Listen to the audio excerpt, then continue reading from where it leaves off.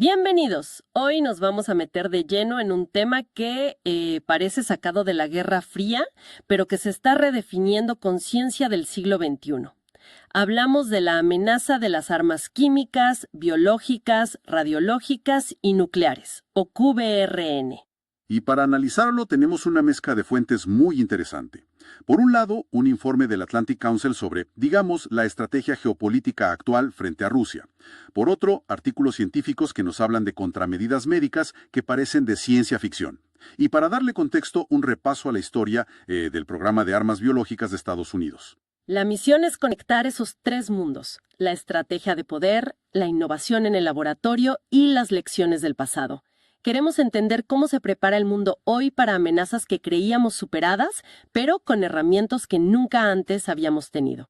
Empecemos por la tensión geopolítica, ¿te parece? Adelante. La fuente, el informe del Atlantic Council, es un concepto clave en la estrategia de defensa de Estados Unidos: la disuasión integrada.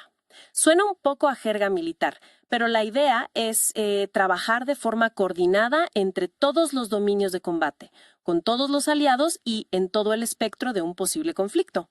Exacto. Y lo interesante es cómo este concepto aterriza en el mundo real, específicamente en el riesgo que el informe asocia con Rusia. Su doctrina militar y su retórica pública sugieren que las capacidades QBRN no son una reliquia, sino una parte activa de su estrategia. O sea que no lo ven como algo del pasado. Para nada. Y aquí hay un punto preocupante. Conforme sus fuerzas convencionales se ven, digamos, degradadas, la tentación de usar armas no convencionales podría, en teoría, aumentar. Depresión. A veces es difícil separar la propaganda de la doctrina militar real. Es una excelente pregunta, porque la amenaza es mucho más sutil que un ataque a gran escala. El informe se centra en tácticas de guerra híbrida. Guerra híbrida. Sí, cosas que ya hemos visto en acción. Por ejemplo, la desinformación, las repetidas y falsas acusaciones sobre supuestos laboratorios de armas biológicas en Ucrania. Claro. El objetivo no es necesariamente convencer a todo el mundo, sino sembrar la duda y polarizar. Entiendo. No buscan ganar la discusión, sino hacer que la verdad sea irrelevante en medio de tanto ruido. Exactamente. Y a eso se suman acciones más directas, como los asesinatos selectivos. El caso del envenenamiento con el agente nervioso Novichok en 2018 es un ejemplo clarísimo. Sí, lo recuerdo. Es un mensaje de poder. Y luego está el riesgo de los ataques de bandera falsa, donde se podría orquestar un incidente para culpar al otro y justificar una escalada. O sea, son tácticas que operan en una zona gris. Justo. Diseñadas para desestabilizar sin cruzar el umbral de una guerra total. Lo que significa que la respuesta no puede ser puramente militar, ¿no? Si el campo de batalla es también la opinión pública y la infraestructura civil, ¿cómo se defiende una sociedad de algo así? Ahí es donde el informe insiste en la cooperación civil-militar. Esto ya no es un asunto exclusivo de los ministerios de defensa. Claro. Implica coordinar con agencias de salud pública, fuerzas del orden y, fundamentalmente, con la industria privada. Hay que fortalecer infraestructuras críticas, desde la red eléctrica hasta los sistemas hospitalarios. Así que la primera línea de defensa podría ser una epidemióloga o un ingeniero de sistemas, no solo un soldado. Totalmente. Y esa red de resiliencia tiene que ser internacional. La colaboración con los aliados europeos es clave, pero, bueno, el informe del Atlantic Council también señala los obstáculos. ¿Cómo cuáles? El intercambio de inteligencia clasificada siempre es complicado. Y fuera de los círculos de especialistas, a menudo no hay una conciencia real de la seriedad de estas amenazas. Ok, entonces, frente a esta amenaza tan difusa, tan compleja, me pregunto cuál es la respuesta científica. Porque imagino que no se trata solo de tener más tanques o misiles, y aquí es donde las fuentes nos llevan a un terreno realmente sorprendente. Así es, nos movemos del tablero geopolítico al laboratorio. Y un gran ejemplo de esta carrera científica es la historia del Remdesivir, que uno de los artículos detalla a la perfección. Muchos lo conocemos por el COVID-19, pero su origen está en la biodefensa. ¡Ah, sí! Sí, fue desarrollado con apoyo del Departamento de Defensa de EU como una posible contramedida de amplio espectro contra el ébola. Un momento. De amplio espectro. ¿Significa que buscaban un fármaco que sirviera para varias amenazas a la vez? Precisamente. Es parte de una estrategia que busca reutilizar fármacos ya existentes y aprobados para nuevas amenazas. Es un atajo, digamos, genial. Suena lógico. En lugar de empezar de cero, que puede llevar una década y miles de millones, se toman medicamentos que ya se sabe que son seguros y se prueba su eficacia contra nuevos patógenos. Pero eso me genera una duda. Si te preparas para un ataque bioterrorista con, no sé, un virus modificado que no existe, ¿cómo lo pruebas? No puedes infectar a gente a propósito para ver si funciona. Sería una pesadilla ética. Has dado en el clavo del desafío regulatorio. Y la solución es un mecanismo de la FDA conocido como la regla animal. La regla animal. Sí, o Animal Rule. Permite que un medicamento sea aprobado para una amenaza específica basándose en estudios de eficacia muy rigurosos en modelos animales, generalmente primates no humanos, cuando los ensayos en humanos son imposibles. A ver si entiendo. Un fármaco puede ser aprobado para uso humano sin haber sido probado en una sola persona para esa enfermedad concreta. Suena arriesgado. Lo sería si no fuera por la cantidad de datos que se exigen. Se necesitan estudios muy controlados que demuestren no solo que funciona en animales, sino que se entiende su mecanismo de acción y se puede predecir una dosis segura para humanos. Ya veo. Remdesivir siguió este camino en sus etapas iniciales para el ébola. ¿Y en el caso del ébola funcionó tan bien como esperaban? Aquí la historia tiene un matiz interesante. En el gran ensayo clínico PALM en el Congo, para tratar la enfermedad aguda, no fue superior a otros tratamientos como los anticuerpos monoclonales. Entonces, si no era el mejor tratamiento, ¿por qué se considera un éxito? Suena a que no cumplió su objetivo principal. Es una gran pregunta, y la respuesta revela la estrategia de fondo. Para el tratamiento de la fase aguda, había mejores opciones, sí, pero Remdesivir demostró ser increíblemente eficaz para otra cosa. ¿Para qué? Para erradicar el virus persistente en los supervivientes, que era un problema enorme para evitar rebrotes. Ah, entiendo. Pero el verdadero triunfo fue tener una plataforma antiviral de amplio espectro, ya probada en humanos, lista para ser desplegada casi de inmediato cuando apareció el COVID-19.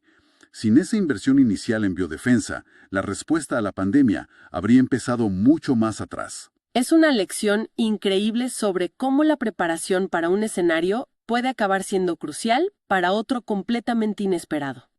Y la ciencia no se detiene ahí, ¿verdad? Otra de las fuentes habla de un compuesto llamado Bio300, que es una contramedida profiláctica contra la radiación, o sea, algo que te tomas antes de la exposición. Lo cual es un cambio de paradigma total.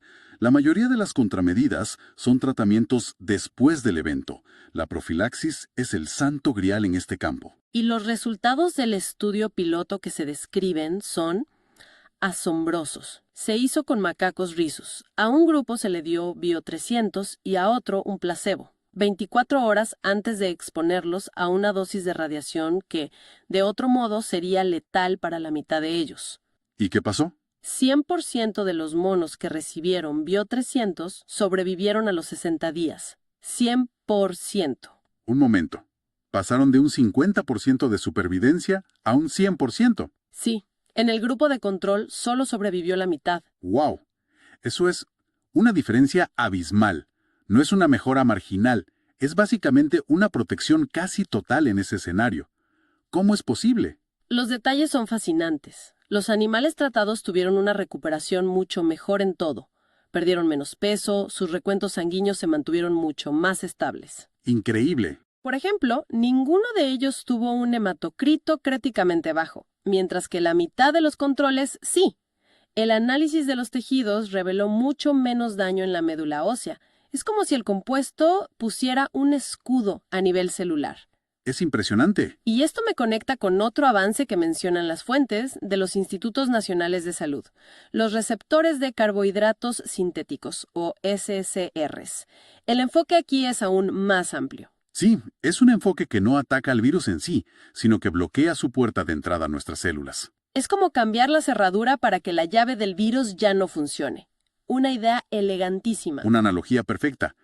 En el laboratorio, varios de estos SCRs lograron bloquear la infección de 6 virus mortales de 3 familias distintas, incluyendo SARS-CoV-2, MERS-CoV y ébola. ¡Qué locura! Y en un estudio con ratones, uno de estos compuestos ofreció un 90% de supervivencia contra el COVID-19, sin toxicidad. La idea de un antiviral universal está dejando de ser ciencia ficción. Es increíble. Pero toda esta carrera tecnológica no ocurre en el vacío, ¿verdad? Me hace pensar que esta dinámica de amenaza y respuesta debe tener raíces históricas profundas. Absolutamente. Para entender por qué Estados Unidos invierte tanto en esto hoy, tenemos que mirar el programa que iniciaron ellos mismos hace casi un siglo. Es una historia que hoy parece increíble. Hablamos del programa de armas biológicas de EU. Duró 27 años, desde 1943 hasta que Nixon lo canceló en 1969. Y no era solo investigación. Produjeron en masa y almacenaron 7 agentes biológicos. Estamos hablando de antrax, tularemia, brucelosis, botulismo. Y la lista de agentes que investigaron es aún más larga. La viruela, la peste. El alcance era masivo, y todo bajo un secreto casi total. Un secreto que incluía pruebas a gran escala sobre su propia población, sin que lo supieran. El ejemplo más conocido es la Operación Sea Spray de 1950. Es un caso que hiela la sangre. Un barco de la Marina roció una nube de bacterias simuladas, Serratia marcescens, sobre el área de la bahía de San Francisco. Simplemente rociaron bacterias sobre una ciudad entera, sin avisar a nadie. Cuesta creerlo. ¿Cuál era el objetivo? Estudiar cómo se dispersaría un agente biológico en una gran ciudad costera. Millones de personas fueron expuestas sin su conocimiento. Qué fuerte. Y no fue un caso aislado. En 1966 hicieron algo similar en el metro de Nueva York, dejando caer bombillas con un simulador del anthrax para ver cómo se propagaría en el transporte público. Si el programa era tan avanzado y estaban dispuestos a llegar a esos extremos, la pregunta es obvia. ¿Por qué detenerlo?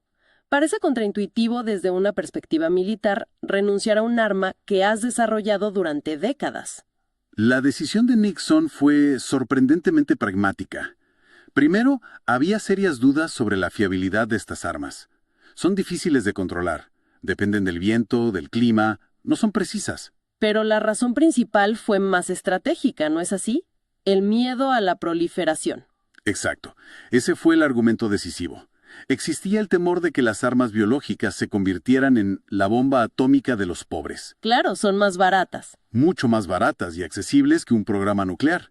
Cualquier nación, o incluso un grupo terrorista, podría eventualmente replicar lo que EU había hecho, eliminando cualquier ventaja y multiplicando el riesgo global. Y a eso se sumó el contexto de la época. Sí, la presión pública durante la guerra de Vietnam. El uso de herbicidas como el agente naranja había generado una enorme oposición.